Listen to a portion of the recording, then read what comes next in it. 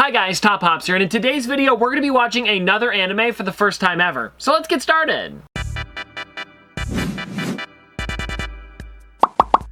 Also, before we get into the video, only a small percentage of people that watch my videos are actually subscribed. So if you end up enjoying the video, consider subscribing because it's free and you can always change your mind later. Anyways, I hope you guys enjoy the video. Now, you guys might remember in episode 1, I watched My Hero Academia and I really did enjoy it. I watched like the first maybe 4 or 5 episodes and I'm actually still watching the show, but you guys like that episode so much that I'm going to be doing another one, and today we're doing Fullmetal Alchemist. And you guys might have seen in past hunts that I was actually able to get all of the figures from the first wave. So I'm so excited that we're going to be watching it today because then I can actually find out what those characters mean and who they are in the show. And maybe even some of the figures will have some Easter eggs that I find out from watching this show, so it'll be interesting to see what I learn in the first couple episodes. So anyways guys, let me go pop on the TV, put on Fullmetal Alchemist, and see what the show's all about. I'm sorry. Can we play now? Can we play now? I made it just in time. I get to remain a state alchemist. I passed. Fullmetal Alchemist. Well, let me just start off by saying, guys, that was nothing like My Hero Academia. Like, I don't know what I expected, to be honest. It was a decent show, and what I've seen so far is, I guess, enjoyable. The 4th episode was definitely really sad.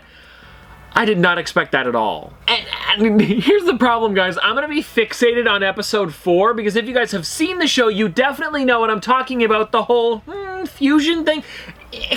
It threw me off, that's for sure. But I guess, guys, let's just go through the figures that I've got here, which is the entire first wave. And I guess we'll start with this one right here, which would be Edward Elric. And I mean, looking at this figure, they really did nail the pose that he's in, as well as all of the little features that they actually added to this character. And I know that I talked about it earlier, that I was thinking maybe there would be some hidden things in the figures that I would find out from the show. And one thing that I really enjoy is his arm and how it's actually got the blade coming out of it because he transmutated it onto his arm. Pretty neat. And another thing that I really enjoy about this is that they gave him the lightning on his hands. Like, there is a lot of detail that Funko added to this character, and I'm wondering if somebody at Funko actually watches Fullmetal Alchemist, because I'm guessing they probably do, because seriously, all of this detail is really nice. And this might only be my figure, but one thing that does bug me about it is that there's a bit of a separation between the hair and the head. Like, can you guys see that there? It doesn't look great, but I mean, that's probably just my figure, so I'm not gonna fault Funko for that. But guys, I mean, overall, this is just a really, really nice figure, and I'm guessing they also made him life-size? I mean, it seems about right. And also, guys, looking at his body, Funko added a lot of great detail, like his boots, how they made it look almost like leather by giving it a shiny paint, the electricity coming out of his hands, as well as, I just noticed this, his cloak, I guess you could say, or robe, is actually ripped on the one side to reveal his metal arm, and I feel like his cloak, or I don't know, robe, whatever you call it, rips like 3 or 4 times in the first couple episodes. So it is funny that Funko added that to the figure, but yeah, guys, just overall, I really do enjoy this. And I'm also noticing that he has the pocket watch actually connected to him. Now, if I'm gonna be honest with you guys, I did look a little bit more into this just to see if there was any details that I wanted to find out about the figures, and I do know that there is a pocket watch somewhere in the show. I just don't know what it is yet. That was me clicking my imaginary pocket watch.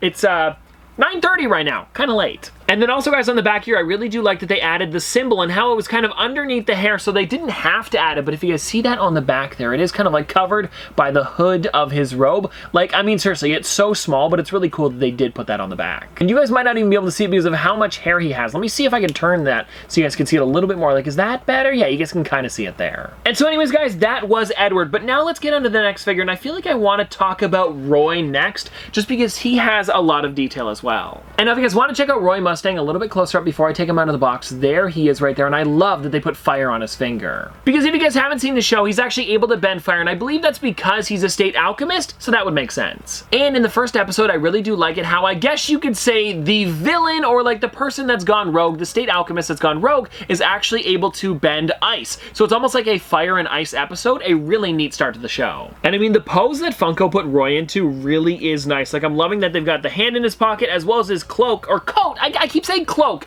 coat blowing in the wind. Like, that is really neat and definitely a nice addition to the figure. Like, I don't know what it is, guys, but I really do like it when Funko makes it look like a character is actually blowing in the wind. And now, guys, let's get on to the next one here, which is one of my heaviest characters and also the one that I paid the least for, because the other 3 I actually bought over at a comic book store, but this one here I was able to get on the Funko shop, and I believe is still available today if you guys want to get one for yourself. Oh, and actually, I almost forgot to mention his name. It's Alphonse Elric. And now, before watching Fullmetal Alchemist, I was actually really confused why there was somebody who was in a huge suit of armor, and I thought he was going to be this super old guy that just, you know, maybe wore this around everywhere, but no, it's actually Edward's little brother. And now I know I've already taken Alphonse out of the box, but I can appreciate the figure a little bit more now because I know a lot more about his character and who he is, and especially the little details on the figure, like this guy's on the side of his suit of armor, very similar to the one on the back of Edward's robe. And like, I feel like if you haven't seen the show, you definitely wouldn't have known that he was just a kid inside of a suit of armor. Actually, he is the suit of armor. Really odd, but definitely interesting. And now looking at both of these next to each other, trying to guess which one is the State Alchemist, would I have guessed Edward? I mean, come on, the little one? And now guys, looking at these three together, I think they really do look great. Actually, let me move these two because I feel like they should be next to each other. But now guys, I do have one more figure that I want to show off today, which is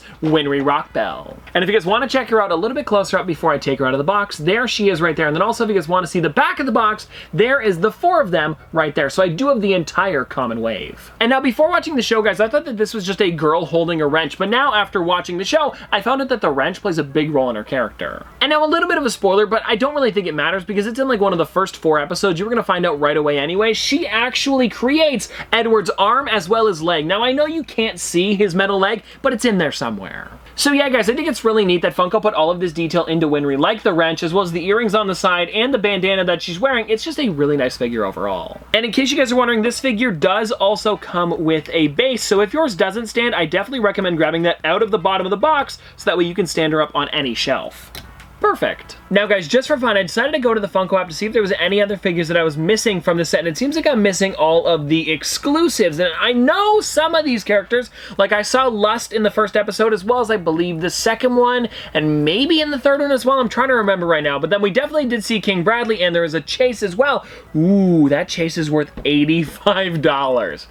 Kind of pricey. And then guys, I also noticed that there is an Alex Armstrong here, which we do see in, I believe, episode 2, and then we also have Alphonse Elric with kittens. Now I have seen Alphonse Elric in like that simpler kind of animation style with the face there, but I haven't seen the kittens yet, and I wonder where they come into play. Like, this might just be a specific episode that I haven't seen yet, but it really does look cute, and I might try to get that one next. So anyways guys, now that I've been enjoying the show, I definitely have to watch more of it in the future, and I feel like they could make a lot more characters even just from the first couple episodes that I've seen, like Glutton. That would be a creepy one, but definitely an interesting figure. And if any of you guys say Nina and Alexander, I mean, come on. I'm still not over that one, guys. I stopped on that episode, probably should have watched a little bit more. I'm hoping that that doesn't happen a lot, where they get you really hooked on a character and then they just,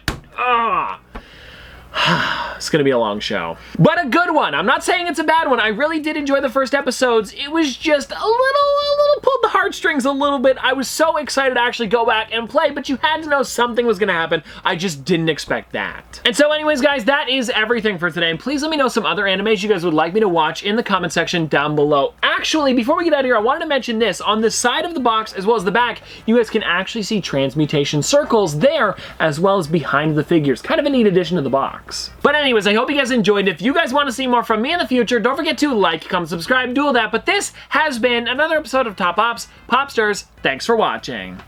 See you guys tomorrow. Whoa, I'm a big bag hunter with the bow.